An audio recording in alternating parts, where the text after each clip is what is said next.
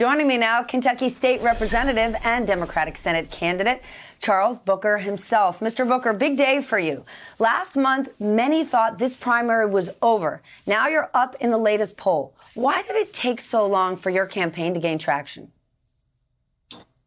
Well, first of all, thank you for having me. And, you know, in Kentucky, we're used to being ignored. Nobody listens to us. Nobody pays attention. Nobody hears us when we're crying out. And so I'm not surprised that as we were building the momentum, a lot of people didn't see it, but we were working anyhow. We were inspiring Kentuckians from Appalachia to the Purchase to stand up, to get involved like never before, building a big coalition. And in this moment of crisis, we've been able to show why this type of leadership is critical. And standing on the front line with folks that are demanding justice for Breonna Taylor, David McAtee, but also standing with labor, standing with miners, standing with teachers, fighting for a better future has allowed us to build this coalition. It's going to shock the world today, and I'm proud to be a part of it. Well, one person from Kentucky certainly gets paid attention to, and that's Mitch McConnell. He has been reelected 5 times. He is the Senate Majority Leader. Do you think the majority of Kentucky voters are ready for a platform that centers around the Green New Deal and Medicare for All? I know they are, because I listen to them. And you're right, Mitch McConnell's been there a long time. He was elected 2 weeks after I was born. So he's been screwing us my entire life. And the reality is here, we're struggling. Poverty is generational. I come from what's been the poorest zip code in the state for years. And we're trying to end the fact that so many folks are trying to decide between rationing their insulin, putting food on the table, keeping the lights on, and just losing their livelihoods. We're pissed off at Mitch McConnell, but this is bigger than him. This is about us. This is about us transforming our future, meaning we need to uproot structural inequity and structural racism. And we're going to end generational poverty, and we'll beat Mitch McConnell to do it. When you say this election is about us, does that mean you have been able to, or you believe you will be able to turn voters who voted for Mitch McConnell in the past, or you're registering a whole new crop of voters that we have never seen shown up before? Well, actually, both. So one of the bills I've led in the state house was for restoration of voting rights. Kentucky has been one of the most disenfranchised states in the country.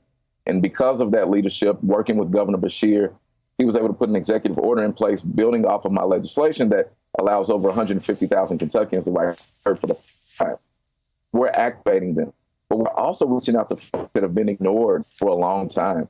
And people that have supported Donald Trump have said, you know what, we're going to support you, Charles, because you're calling out that the system is broken, just like he did, but you're not selling snake oil. You're fighting for us, by us, and we're going to stand with you. And so I'm proud of this. This is not about partisan politics. I don't care about that. I love Kentucky. I want things to be better, and we're building momentum to win. And there's nothing Mitch can do to stop it. Who do you think he'd rather run against, you or Amy McGrath?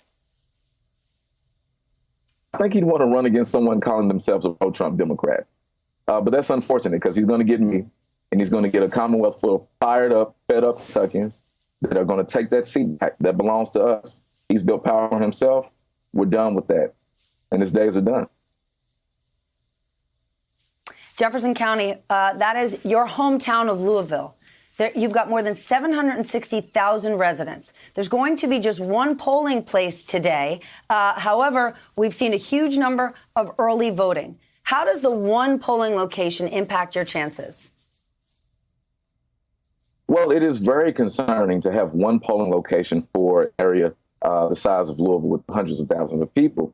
And that's why we've been vigilant from the beginning, making sure folks know what's going on, what the process is, and just mitigating a lot of confusion. And we've been having shuttles running. I've had buses going all week, making sure folks get to the polls.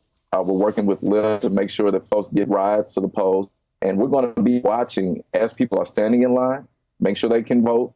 If they need a chair, we're going to get them a chair. If they need water, we'll get them something to drink or some snacks. But this is inexcusable. There should not just be one polling location. That will naturally support votes. And I commend Governor Beshear and our state leadership for trying to be responsive and expanding no excuse absentee voting. I support universal mail-in voting. So that's a good step. But we got to do better. And we'll win this race, and we'll fight to make sure we do. Well, good luck to you. It's a very big day. Joining me now, Mr. Booker's opponent, former Marine fighter pilot and Senate candidate Amy McGrath. Thank you so much for joining me this morning. For months, you were expected to win this race. You started with a major ad that caught national attention. But these latest polls show that things have shifted. What happened? Well, I've been boots on the ground from day one of this campaign, listening to the frustrations and the concerns of my fellow Kentuckians. And, we have built a very strong network around Kentucky of all 120 counties, grassroots network, to be able to take Mitch on. And I think the momentum is still very clear. People want to get rid of Mitch McConnell. He's deeply unpopular. And they want somebody with common sense solutions to things like healthcare, to things like prescription drug prices, to things like good quality jobs. Those are the types of things that I've been focused on throughout. And, I'm excited to finish this primary up strong and continue on. Your opponent attended multiple protests and rallies in Louisville, making the argument he stands for justice. He stands against racial injustice. Why didn't you participate? Well, I did participate. I went to Louisville and I was in Central Park for a memorial service for Breonna Taylor and George Floyd and so many others who have been unfortunately killed by police. And I was involved in services just like that in Lexington and all around the state.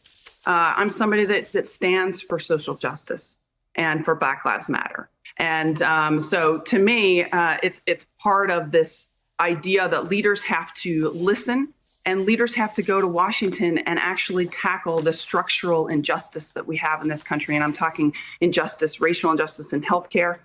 Black Americans are dying at twice the rate from COVID-19 as white Americans. The racial injustice, not only in the criminal justice system, but also in opportunity. And I'm determined to do that. And that's why I've been standing with my fellow Kentuckians during this time.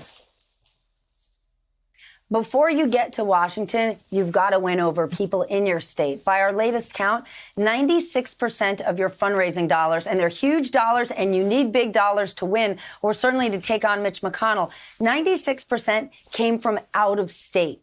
Should that be concerning that you've got support in places like New York and Los Angeles, but maybe not Louisville? Well, I'll tell you what, Mitch McConnell gets the vast majority of his money, over 90%, 95% outside Kentucky. And anybody that takes him on is going to have to be able to compete with him toe to toe. We have support, and I've had support from the very beginning of this race from all 120 counties in Kentucky. That's incredible. I don't think Mitch McConnell's had that in the last 6 years. And that shows you the momentum here to get rid of him. And it's so important because, let's face it, his money comes from outside Kentucky, and it's mostly special interests and moneyed interests. So anybody that takes him on is going to have that grassroots support. And in addition, the average contribution to my campaign is like $36. I mean, that's incredible. Mitch McConnell has never seen that. And that is what is going to be able to power this race. And that's what's going to get our message out to everybody here. Mitch McConnell is the sort of ultimate opponent that you're focused on, but you can't focus on him until you get through today. How confident are you that you can beat Mr. Booker, who's got quite a bit of momentum in the last couple of weeks? Well, I've been all around Kentucky listening to people's hopes and frustrations and dreams for the future. And I'm somebody that has a background in, the military, and I'm somebody that looks for common sense solutions for the things that people need. Better prescription drug prices, a healthcare system that works so that they can afford insurance, good quality jobs. How do we get them in Kentucky? Infrastructure. Not only 20th century infrastructure, but 21st century infrastructure like broadband and cell phone coverage. These are the things that I've been focused on. And these are, I've got these common sense solutions for these types of things. And that's what most people are looking for. They want to get rid of Mitch, and they want to have a leader who's going to be able to get things done. All right. You talk about voting. I'm somebody that from day one, when we knew the coronavirus was hitting us, I was out there making sure that Kentuckians could vote. I signed on to a lawsuit to help make sure that Kentuckians we could expand some polling places here in Kentucky. I had a 1-800 number. I put together a website. Go ahead. Then who would he rather run against? Who would Leader McConnell rather run against, you or Charles Booker? You know, I think right now with his unpopularity, he probably doesn't want to run against either one of us. Hey there, I'm Chris Hayes from MSNBC. Thanks for watching MSNBC on YouTube. If you want to keep up to date with the videos we're putting out, you can click subscribe just below me or click over on this list to see lots of other great videos.